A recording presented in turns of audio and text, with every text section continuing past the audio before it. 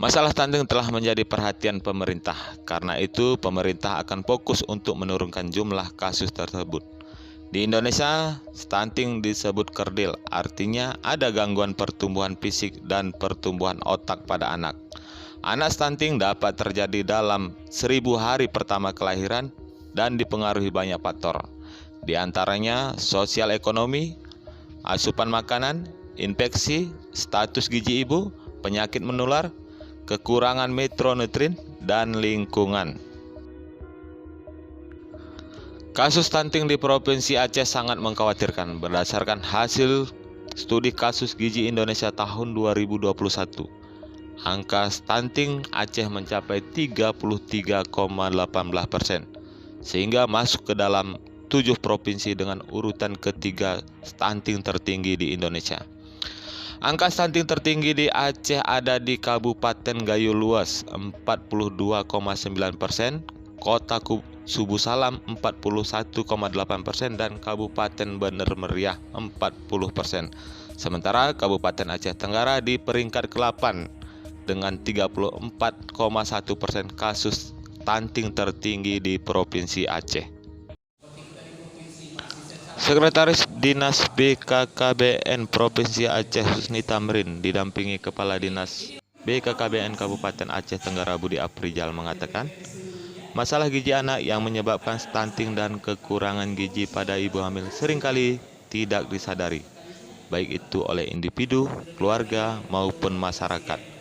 Peran petugas kesehatan termasuk masyarakat menjadi penting dalam mensosialisasikan gizi, baik itu di posyandu maupun puskesmas. Menuntaskan angka stunting menjadi 14% di tahun 2024 itu dibutuhkan sinergi dari semua lintas sektor. Jadi dia tidak bisa hanya personal yang melakukannya. Jadi semuanya harus bersatu. Karena itu semuanya permasalahan dari titik awalnya dari keluarga, dari individu menjadi keluarga. Dan itu terjadilah itu yang namanya kasus stunting. Nah, jadi semuanya harus bisa sinergi. Makanya kita rekonsiliasi kalau yang ada ini agar semua lintas sektor yang ada, semua yang memiliki data dana dukungan untuk menekan angka stunting ini bisa kita lakukan bersama-sama sehingga secara sinergi sehingga angka stunting yang diharapkan yang di Aceh Tenggara ini dapat kita turunkan. Untuk Pak Budi, bagaimana masalah stunting di Aceh Tenggara? Apakah ada penurunan atau peningkatan dari tahun sebelumnya, Pak Budi?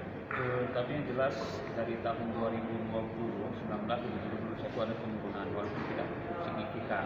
Ya. Karena posisi terakhir kita di tahun 2021 itu berdasarkan SSGI itu kan posisi di 34,1. Ya. Dan target yang mesti kita capai di 2024 itu berdasarkan dari Perpres 72 tahun 2021 itu di posisi angka 14%. Jadi kita masih punya tugas banyak untuk menurunkan prevalensi stunting di Aceh Tenggara. Jadi untuk mengatasi itu kita tetap bekerja sama untuk berarti PPS Provinsi, Pak Usni dan teman-teman di sana. Yang jelas kita sudah membentuk TPPS Kabupaten, kita sudah membentuk TPPS Kecamatan dan hingga TPPS tingkat desa. Selain itu kita sudah juga membuat implementasi dari Ranpasti itu menjadi rencana aksi daerah yang nanti ini akan kita lakukan rapat koordinasi lintas sektor. Seperti di Pak Usni tadi kan harus ada aksi konvergensi gitu. Tidak cukup hanya BKKBN, tidak cukup hanya Dinas Kesehatan, tapi semua sektor harus terlibat dalam rangka percepatan penurunan stunting. Nah, jadi pada kerjasama semua, insya Allah ini target akan tercapai. Termasuk apa harapannya dari rekonsiliasi ini, Pak? Nah, harapan kita ini dari acara rekonsiliasi ini kita menyamakan visi misi kita terkait dengan penurunan stunting. Jadi masing-masing sektor, masing-masing dinas, masing-masing OPD mengatakan itu fungsinya apa. Nah, jadi dari rencana aksi nasional yang dipaparkan oleh pemateri kita dari Bapak Usni Tamrin itu sudah jelas. Apa langkah awal harus dilakukan, apa langkah berikutnya, gimana cara menyelesaikannya. Jadi kalau kita ikuti aja ini Ranpasti ini, insya Allah semua akan mudah kita lakukan dan target akan tercapai. Oke, itu aja Pak ya. Satu lagi. Terkait data pasti kasus stunting di Aceh Tenggara untuk saat ini, Satgas Stunting Provinsi Aceh Dr. Iljan mengatakan, untuk saat ini data stunting di Aceh Tenggara belum bisa dipastikan karena data itu bersifat dinamis, bisa berubah-ubah. Untuk sementara, BKKBN Provinsi Aceh masih menggunakan data secara nasional berdasarkan hasil studi kasus gizi Indonesia tahun 2021. Di Aceh Tenggara kita pastinya belum tahu berapa. Karena kan data itu kan statis ya. Dinamis, berubah terus data itu. Jadi kita tidak bisa memastikan berapa data yang validnya saat ini. Nah, tetapi kalau dari segi SSGI sendiri, mereka kan sudah melakukan validasi per tahun. Nah, itu yang akan kita pakai di nasional saat ini.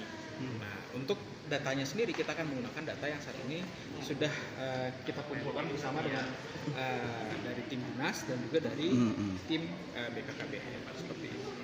Mungkin itu saja untuk Saifullah Agar News melaporkan dari Kota Jane, Aceh Tenggara.